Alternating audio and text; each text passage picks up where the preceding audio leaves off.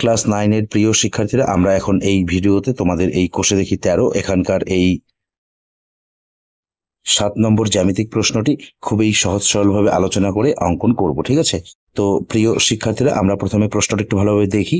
প্রশ্ন এখানে আমাদের দেওয়া রয়েছে, একটি সমদ্বিবাহু ত্রিভুজ অঙ্কন করি যার প্রত্যেকটি সমান বাহুর দৈর্ঘ্য 8 সেমি এবং সমান বাহু দুটির অন্তর্ভুক্ত কোণ 30 ডিগ্রি। ওই ত্রিভুজটির সমান ক্ষেত্রফল বিশিষ্ট একটি আয়তক্ষেত্র অঙ্কন করি। ঠিক আছে, আমাদের এখানে একটি সমদ্বিবাহু ত্রিভুজ অঙ্কন করতে বলা হয়েছে। সমদ্বিবাহু ত্রিভুজের সমান বাহু দুটির দৈর্ঘ্য দেওয়া রয়েছে 8 সেমি এবং সেই বাহু দুটির অন্তর্ভুক্ত কোণের পরিমাণ দেওয়া রয়েছে 30 ডিগ্রি। ঠিক আছে, আমাদের এই ত্রিভুজটি অঙ্কন করে এই ত্রিভুজের সমান ক্ষেত্রফল বিশিষ্ট একটি আয়তক্ষেত্র অঙ্কন করতে বলা হয়েছে। খুবই সহজ অঙ্ক, তোমরা মনোযোগ সহকারে দেখো, অবশ্যই তোমরা ভালোভাবে বুঝতে পারবে। তো প্রিয় শিক্ষার্থীরা, আমরা প্রশ্নে দেওয়া ত্রিভুজের পরিমাপ দুটি নেই। ঠিক আছে, আমাদের ত্রিভুজের সমান বাহু দুটির পরিমাপ দেওয়া রয়েছে 8 সেমি।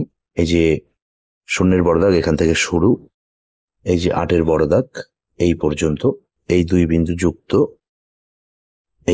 এটি হচ্ছে 8 সেমি।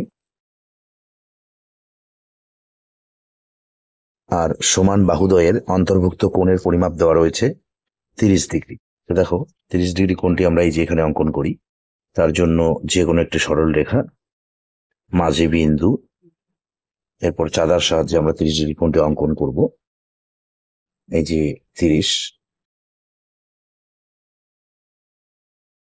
এদিকে যুক্ত করে দিতে হবে এই বিন্দু আর এই বিন্দু। এরপর কম্পাস দিয়ে কোণটি অঙ্কন করে দিতে হবে যে কোনো পরিমাপে। এটি হচ্ছে 30 ডিগ্রি। এখন আমরা এই খাতার পেজের মাঝে এখানে আমরা আর একবার 8 সেমির পরিমাপটি নেব।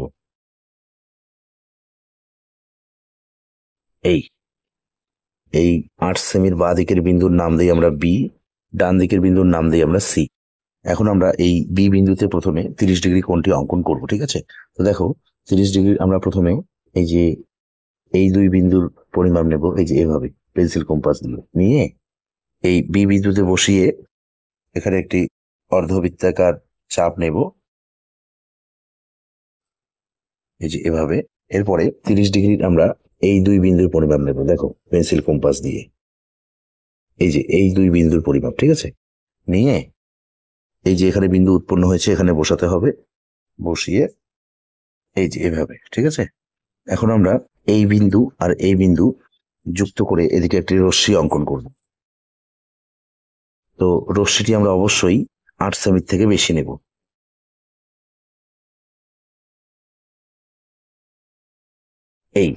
এই আমরা প্রায় এখানে 10 সেমির মতো নিলাম। ঠিক আছে, এদিকে আমরা রশ্মির চিহ্ন করে দিই, বিন্দু করে এখানে নাম দিই এক্স।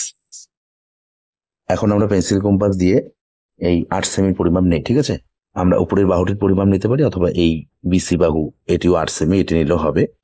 এইভাবে নিয়ে এই বি বিন্দুতে বসিয়ে এই এক্স রশ্মির উপরে এদিকে বৃত্তচাপ, এই যে এখানে বিন্দু উৎপন্ন হলো। এখন আমরা এই বিন্দু আর এই সি বিন্দু যুক্ত করে দেব। এই বিন্দুর নাম দেব আমরা এ। তো প্রিয় শিক্ষার্থীরা, আমরা এই যে এ বি সি সমদ্বিবাহু ত্রিভুজটি অঙ্কন করলাম। ঠিক আছে, এখন আমরা এই ত্রিভুজের বিসি বাহুকে এখানে সমদ্বিখণ্ডিত করব। তো সমদ্বিখণ্ডিত করার জন্য আমরা বিসি বাহুর দৈর্ঘ্যের আইডিয়া করে অর্ধেকের বেশি নেব, নিয়ে উপরে একটি বৃত্তচাপ কাটবো এবং নিচে একটি বৃত্তচাপ কাটবো। এই পরিমাপটি আমরা এই বি বিন্দুতে বসাবো, বসিয়ে উপরের বৃত্তচাপের উপর এখানে আরেকটি বৃত্তচাপ এবং নিচের বৃত্তচাপের উপর এখানে আরেকটি বৃত্তচাপ। এখন এই যে এখানে বিন্দু উৎপন্ন হলো এবং এখানে বিন্দু উৎপন্ন হলো, এই দুই বিন্দু আমরা যুক্ত করে দেব।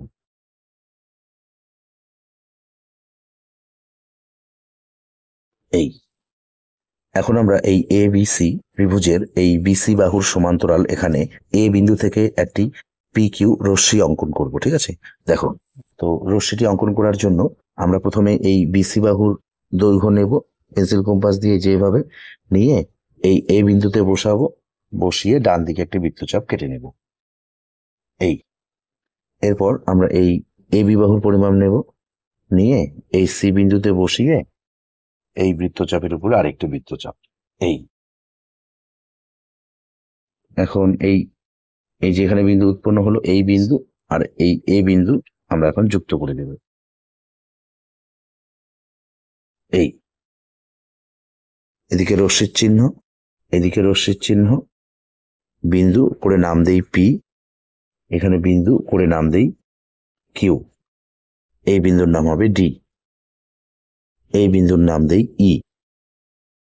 এখন আমরা এই সি আর ডি দৈর্ঘ্যের পরিমাপ নেব, ঠিক আছে? এই যে এভাবে নিয়ে এই ই বিন্দুতে বসাবো, বসিয়ে রশ্মির ডান দিকে এখানে বৃত্তচাপ, এই যে এখানে বিন্দু উৎপন্ন হলো, এই বিন্দুর নাম দিই আমরা এফ। এখন আমরা এই এফ আর এই সি বিন্দু যুক্ত করে দিই। এই এটি হচ্ছে 30 ডিগ্রি, এটি হচ্ছে 8 সেমি, এটি 8 সেমি। তো প্রিয় শিক্ষার্থীরা, আমরা এই যে এ বি সি সমদ্বিবাহু ত্রিভুজের সমান ক্ষেত্রফল বিশিষ্ট আয়তক্ষেত্র CDEF অঙ্কন করলাম, ঠিক আছে? এই যে CDEF এটি হচ্ছে আয়তক্ষেত্র, এই আয়তক্ষেত্রটির ক্ষেত্রফল আর এই ত্রিভুজ ABC এর ক্ষেত্রফল সমান, ঠিক আছে? তো এই চিত্রটি বা সম্পাদকটি অঙ্কন করার পর আমরা পরীক্ষার খাতায় নিচে একটি লাইন ভালোভাবে সাজিয়ে লিখব। দেখো, সুতরাং ABC সমদ্বিবাহু ত্রিভুজের সমান ক্ষেত্রফল বিশিষ্ট আয়তক্ষেত্র CDEF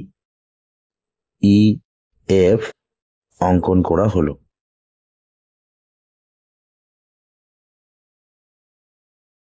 তো ক্লাস 9 এর প্রিয় শিক্ষার্থীরা, নিশ্চয়ই তোমরা এই জ্যামিতিক চিত্রটি বা সম্পাদটি অঙ্কন করার পদ্ধতিটি ভালোভাবে বুঝতে পেরেছ।